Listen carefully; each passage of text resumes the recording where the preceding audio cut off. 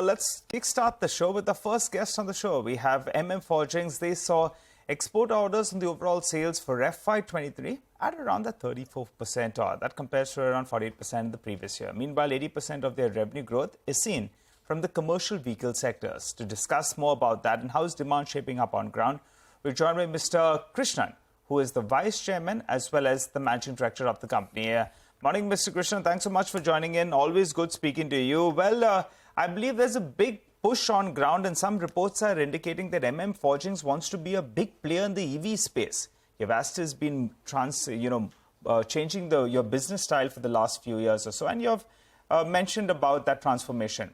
Tell us, in terms of EV revenues, this year what do you end at? And the next couple of years, how do you scale that business?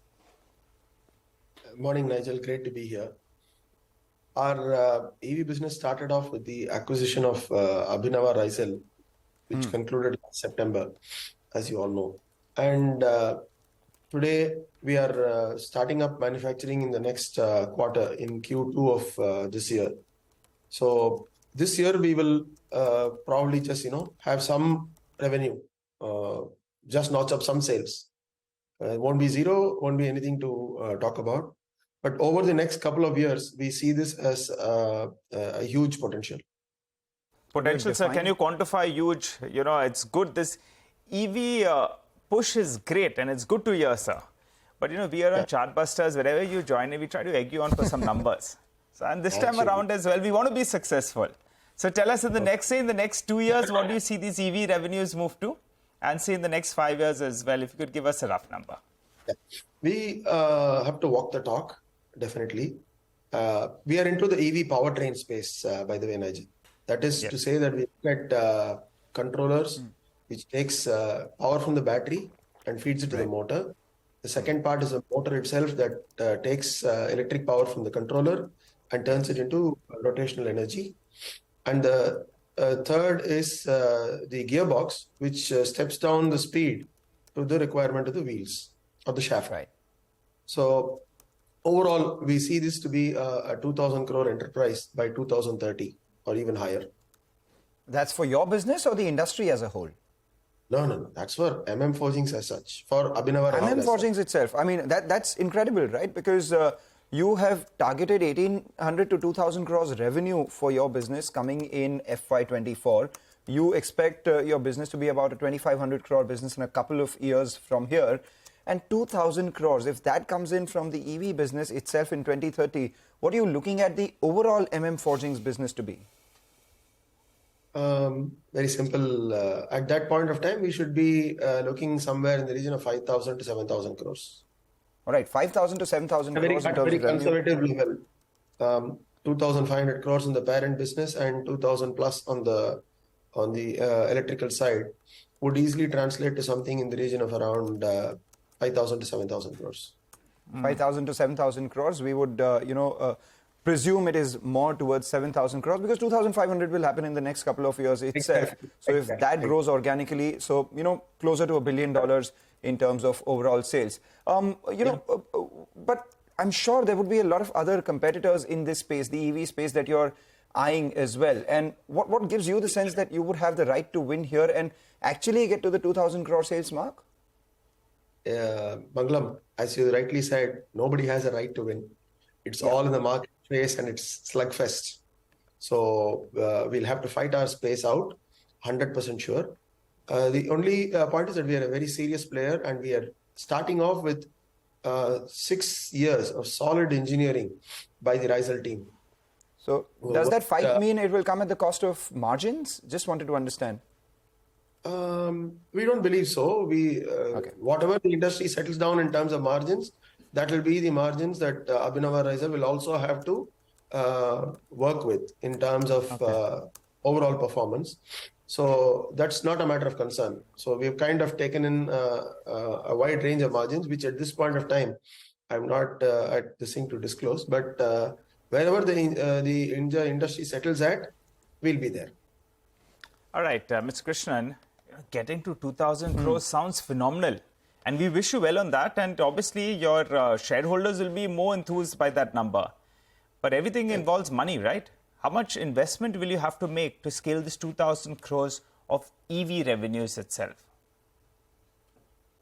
At a ballpark, we would be looking at about 500 to 1,000 crores over the next 5 years. 500 to 1,000 crores to 500 hit. crores. Yeah, 500 to 750 crores. Sorry, Nigel. 500 to Yes. 750 crores over the next 5 years. Okay, all right. 550 crores. Sorry for coming in there, Mr. Krishnan. But, if you're going to be putting in 500, 700 crores, is there a possibility that you have some such ambitious plans? You look out at carving out another unit, maybe getting in an investor, getting someone with some technical expertise, and then looking to scale it up? I mean, just a thought, given that you're looking to scale up this business to such a large extent. Yeah, all that is on the cards. All that is on the cards for sure. That is on our list. We have to walk the talk. We have to get our act up and start pushing for sales. And once it happens, well, whatever the business needs to launch and go global, we will do it. That is all the cards, we understand. But what exactly is all that? If you could define, It's too early stages. Two early stages as yet. We are in startup mode. So a startup always wants to scale up, right? And it does whatever is required to scale up. Simple. Right, but just to talk about the cards a bit, you have all the cards, you're keeping them close to your chest is what I would say.